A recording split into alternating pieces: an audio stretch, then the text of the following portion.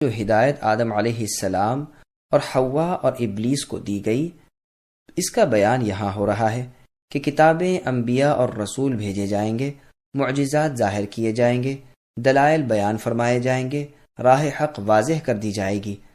محمد صلی اللہ علیہ وسلم بھی آئیں گے، آپ پر قرآن کریم بھی نازل فرمایا جائے گا، اور جو اپنے زمانے کی کتابوں اور نبی کی تابعداری کرے گا اسے آخرت کے میدان میں کوئی خوف نہ ہوگا اور نہ دنیا کے مال و متاع نہ ہونے پر کوئی غم ہوگا۔ سورہ طٰہٰ میں بھی یہی فرمایا گیا ہے کہ میری ہدایت کی پیروی کرنے والے نہ گمراہ ہوں گے، نہ بدبخت و بے نصیب، اور میری یاد سے منہ موڑنے والے دنیا کی تنگی اور آخرت کے اندھے پن کے عذاب میں گرفتار ہوں گے۔ یہاں بھی فرمایا کہ انکار اور تکذیب کرنے والے ہمیشہ جہنم میں رہیں گے۔ ابن جریر رحمہ اللہ کی حدیث میں ہے کہ رسول اللہ صلی اللہ علیہ وسلم فرماتے ہیں، جو اصلی جہنمی ہیں انہیں تو جہنم میں نہ موت آئے گی اور نہ ہی زندگی ملے گی، ہاں جن موحد متبع سنت لوگوں کو ان کی بعض خطاؤں اور گناہوں پر جہنم میں ڈالا جائے گا، یہ جل کر کوئلہ ہو کر مر جائیں گے اور پھر شفاعت سے نکال لیے جائیں گے۔ صحیح مسلم میں بھی یہ حدیث ہے۔ دوسری دفعہ جو جنت سے نکل جانے کے حکم کو ذکر کیا گیا تو یہ اس لیے کہ یہاں دوسرے احکام بیان کرنے تھے، اور بعض کہتے ہیں پہلی مرتبہ جنت سے آسمان اول پر اتار دیا گیا تھا، دوبارہ آسمان اول سے زمین کی طرف اتارا گیا، لیکن صحیح قول پہلا ہی ہے، واللہ اعلم۔ بنی اسرائیل سے خطاب کے کافر نہ بنو۔ ان آیات میں بنی اسرائیل کو اسلام قبول کرنے اور رسول اللہ صلی اللہ علیہ وسلم کی تابعداری کرنے کا حکم ہو رہا ہے، اور کس لطیف پیرائے میں انہیں سمجھایا جاتا ہے کہ تم ایک پیغمبر کی اولاد میں سے ہو اور تمہارے ہاتھوں میں کتاب اللہ موجود ہے، یعنی تورات، انجیل وغیرہ، اور قرآن اس کی تصدیق کر رہا ہے، پھر تمہیں نہ چاہیے کہ سب سے پہلے انکار تم ہی سے شروع ہو۔ اسرائیل نام تھا یعقوب علیہ السلام کا، تو گویا ان سے کہا جاتا ہے کہ تم میرے صالح اور فرمانبردار بندے کی اولاد ہو، تمہیں چاہیے کہ اپنے جد امجد کی طرح حقی تابعداری میں لگ جاؤ۔ جیسے کہا جاتا ہے کہ تم سخی کے لڑکے ہو، سخاوت میں آگے بڑھو، تم پہلوان کی اولاد ہو، داد شجاعت دو، تم عالم کے بچے ہو، علم میں کمال پیدا کرو۔ دوسری جگہ اس طرز کلام کو اسی طرح ادا کیا گیا ہے، ذریۃ من حملنا مع نوح انہ کان عبدا شکورا، یعنی ہمارے شکر گزار بندے نوح علیہ السلام کے ساتھ جنہیں ہم نے ایک عالمگیر طوفان سے بچایا تھا، یہ ان کی اولاد ہے۔ مسند طیالسی کی حدیث میں ہے کہ یہودیوں کی ایک جماعت سے رسول اللہ نے دریافت کیا کہ تم نہیں جانتے کہ اسرائیل نام تھا یعقوب علیہ السلام کا؟ وہ سب قسم کھا کر کہتے ہیں کہ واللہ یہ سچ ہے۔ تو رسول اللہ نے کہا، اے اللہ، آپ گواہ رہیے۔ اسرائیل کے لفظی معنی عبداللہ کے ہیں، یعنی اللہ کا بندہ۔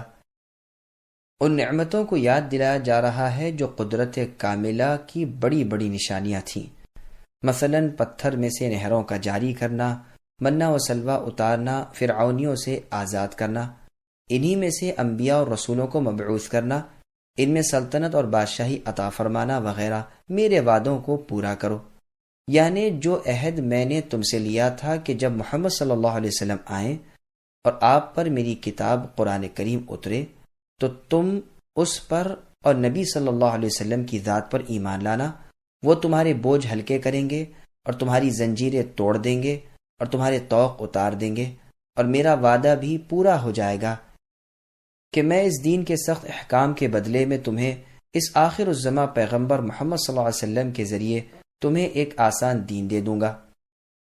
دوسری جگہ اس کا بیان اس طرح ہوتا ہے، وقال اللہ انی معکم لئن اقمتم الصلاة وآتیتم الزکاة الى آخر الآیہ، یعنی اگر تم نمازوں کو قائم کرو گے، زکوٰۃ دیتے رہو گے، مجھے اچھا قرضہ دیتے رہو گے، تو میں تمہاری برائیاں دور کر دوں گا اور تمہیں بہتی ہوئی نہروں والی جنت میں داخل کروں گا۔ یہ مطلب بھی بیان کیا گیا ہے کہ تورات میں وعدہ کیا گیا تھا کہ اسماعیل علیہ السلام کی اولاد میں سے ایک ایسا عظیم الشان پیغمبر پیدا کروں گا جس کی تابعداری تمام مخلوق پر فرض کروں گا اور ان کے تابعداروں کو بخشوں گا، انہیں جنت میں داخل کروں گا اور بڑا اجر دوں گا۔ رازی نے اپنی تفسیر میں بڑے بڑے انبیاء علیہم السلام سے رسول اللہ کے بارے میں پیشن گوئی نقل کی ہے۔ یہ بھی مروی ہے کہ بندوں کا عہد اسلام کو ماننا اور اس پر عمل کرنا تھا، اللہ تعالیٰ کا اپنے عہد کو پورا کرنا، ان سے خوش ہونا اور جنت عطا فرمانا ہے۔ اور مجھ سے ڈرو کہ ایسا نہ ہو جو عذاب تم سے پہلے لوگوں پر نازل ہوئے کہیں تم پر بھی نہ آ جائے۔ اس لطیف پیرائے کو بھی ملاحظہ فرمائیے کہ ترغیب کے بیان کے ساتھ ہی کس طرح ترہیب کے بیان کو ملا دیا۔ ترغیب و ترہیب یعنی خواہش دلانا اور ڈرانا دونوں کو جمع کر کے اتباع حق اور نبوت محمد صلی اللہ علیہ وسلم کی دعوت دی گئی۔ قرآن کریم کے ساتھ نصیحت حاصل کرنے، اس کے بتائے ہوئے احکام کو ماننے اور اس کے منع کردہ کاموں سے رک جانے کی ہدایت کی گئی۔ اسی لیے اس کے بعد ہی فرمایا کہ تم اے اہل کتاب اس قرآن پر ایمان لاؤ جو تمہاری اپنی کتاب کی بھی تصدیق اور تائید کرتا ہے، جسے لے کر وہ نبی آئے ہیں جو امی ہیں، جو عربی ہیں، جو بشیر ہیں، جو نذیر ہیں، سراج منیر ہیں، جن کا اسم مبارک محمد صلی اللہ علیہ وسلم ہے، جو تورات و انجیل کی تصدیق کرنے والے اور حق کو پھیلانے والے ہیں۔ چونکہ تورات و انجیل میں بھی آپ کا ذکر تھا تو آپ کا تشریف لانا تورات کی سچائی کی دلیل تھی، اس لیے کہا گیا کہ وہ تمہارے ہاتھوں کی چیزوں کی تصدیق کرتے ہیں، باوجود یہ کہ تمہیں علم ہے، پھر تم ہی اس کے پہلے منکر نہ بنو۔ بعض کہتے ہیں بھی کی ضمیر کا مرجع قرآن ہے اور پہلے آ بھی چکا ہے۔ بما انزلت اور دونوں قول در حقیقت سچے اور ایک ہی ہیں۔ قرآن کو ماننا رسول کو ماننا ہے اور رسول کی تصدیق قرآن کی تصدیق ہے۔ پہلے کافر کا مطلب بنی اسرائیل کے پہلے کافر ہیں، کیونکہ کفار قریش بھی انکار اور کفر کر چکے تھے، تو اب بنی اسرائیل کا انکار اہل کتاب میں سے پہلی جماعت کا انکار تھا، اس لیے انہیں اول کافر کہا گیا۔ ان کے پاس وہ علم تھا جو دوسروں کے پاس نہ تھا۔ میری آیات کے بدلے تھوڑا مول نہ لو، یعنی دنیا کے بدلے جو قلیل اور فانی ہے، میری آیات پر ایمان لانا اور میرے رسول کی تصدیق کرنا نہ چھوڑو۔ اگرچہ ساری کی ساری دنیا بھی مل جائے پھر بھی وہ آخرت کے مقابلے میں تھوڑی اور بہت تھوڑی ہے، اور یہ خود ان کی کتابوں میں بھی موجود ہے۔ دینی تعلیم پر اجرت لینا کیسا ہے؟ سنن نبی داؤد میں ہے کہ رسول اللہ صلی اللہ علیہ وسلم فرماتے ہیں، جو شخص اس علم کو جس سے اللہ کی رضامندی حاصل ہوتی ہے اس لیے سیکھے کہ اس سے دنیا کمائے، وہ قیامت کے روز جنت کی خوشبو تک نہ پائے گا۔ علم سکھانے کی اجرت بغیر مقرر کیے ہوئے لینا جائز ہے۔ اس طرح علم سکھانے والے علماء کو بیت المال سے لینا بھی جائز ہے تاکہ وہ خوشحال رہ سکیں اور اپنی ضروریات پوری کر سکیں۔ اگر بیت المال سے کچھ مال نہ ملتا ہو اور علم سکھانے کی وجہ سے کوئی کام دھندا بھی نہ کر سکتے ہوں تو پھر اجرت مقرر کر کے لینا بھی جائز ہے۔ امام مالک، امام شافعی، امام احمد اور جمہور علماء رحمہم اللہ کا یہی مذہب ہے۔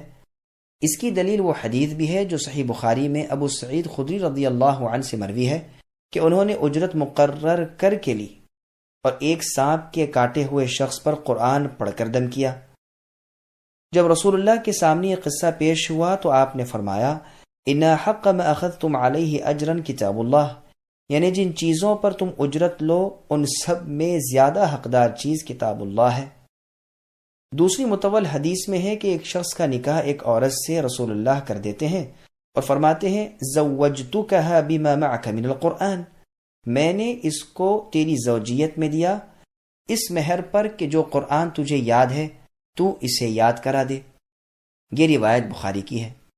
ابو داؤد کی ایک حدیث میں ہے کہ ایک شخص نے اہل صفہ میں سے کسی کو کچھ قرآن سکھایا، اس نے اسے ایک کمان بطور ہدیہ کے دی۔ اس نے رسول اللہ صلی اللہ علیہ وسلم سے مسئلہ پوچھا، آپ نے فرمایا، اگر تجھے آنکھ کی کمان لینی ہے تو اسے لے لے، چنانچہ اس نے اسے چھوڑ دیا۔ ان دونوں احادیث کا مطلب یہ ہے کہ جب اس نے خالص اللہ کے واسطے کی نیت سے سکھایا پھر اس پر تحفہ ہدیہ لے کر اپنے ثواب کو ختم کرنے کی کیا ضرورت ہے، اور جبکہ شروع ہی سے اجرت پر تعلیم دی ہے تو پھر بلا شک و شبہ جائز ہے، جیسے کہ گزشتہ دونوں احادیث میں بیان ہو چکا۔ واللہ اعلم۔ صرف اللہ سے ڈرنے کا کیا مقصد؟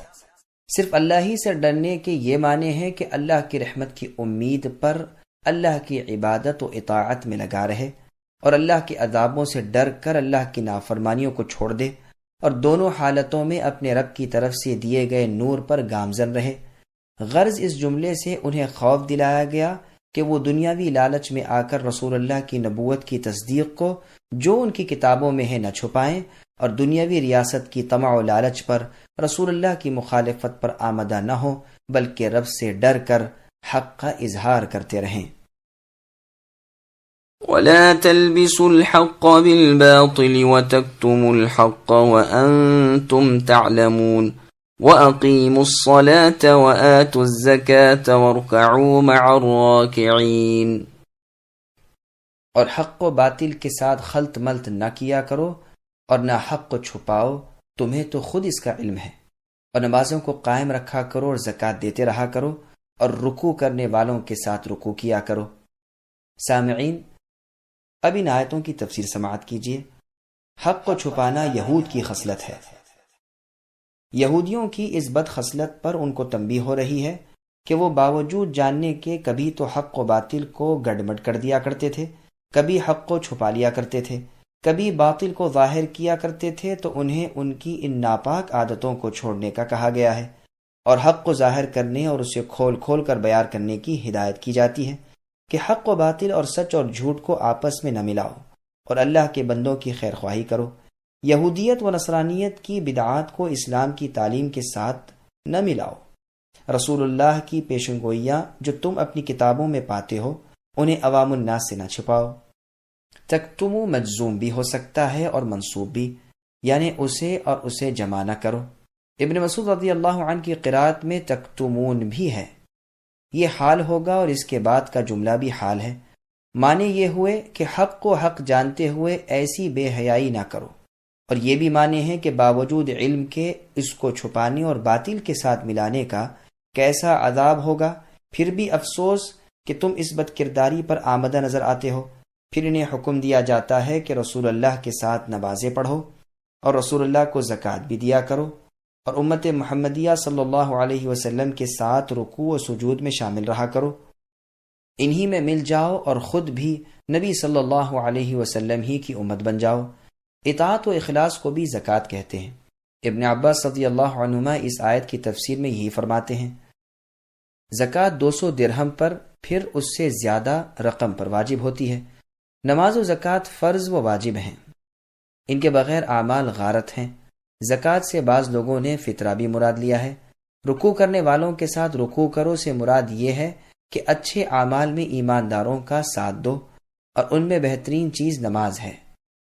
اس آیت سے اکثر علماء نے نماز با جماعت کے فرض ہونے پر بھی استدلال کیا ہے، اور یہاں پر امام قرطبی نے مسائل جماعت کو بسط سے یعنی بڑی تفصیل سے بیان فرمایا ہے۔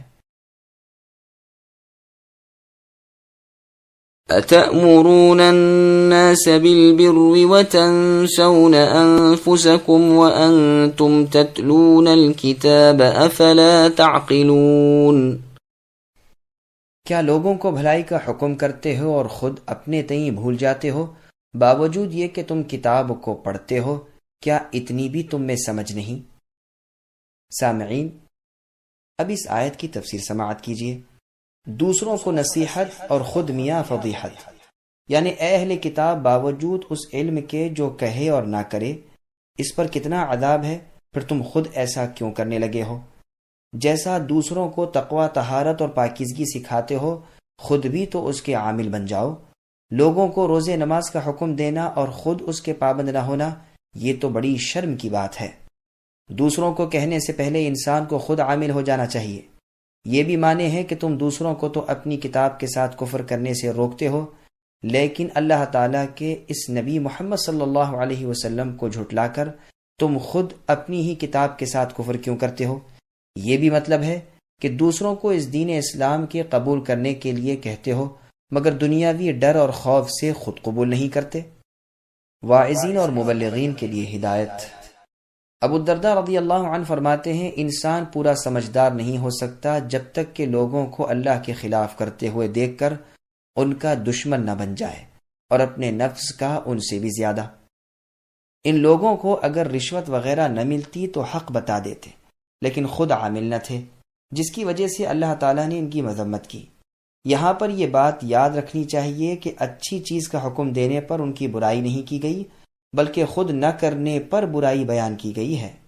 اچھی بات کو کہنا تو خود اچھائی، بلکہ یہ تو واجب ہے، لیکن اس کے ساتھ ہی ساتھ انسان کو خود بھی اس پر عمل کرنا چاہیے جیسے شعیب علیہ السلام نے فرمایا تھا وَمَا أُرِيدُ أَنْ أُخَالِفَكُمْ إِلَى مَا أَنْهَاكُمْ عَنْهُ، یعنی میں ایسا نہیں ہوں کہ تمہیں روکوں اور خود کروں، میرا ارادہ تو اپنی طاقت کے مطابق اصلاح کا ہے، میری توفیق اللہ تعالیٰ کی مدد سے ہے، میرا بھروسہ اللہ ہی پر ہے اور میری رغبت اور رجوع بھی اللہ ہی کی طرف ہے۔ پس نیک کاموں کا حکم کرنا بھی واجب اور خود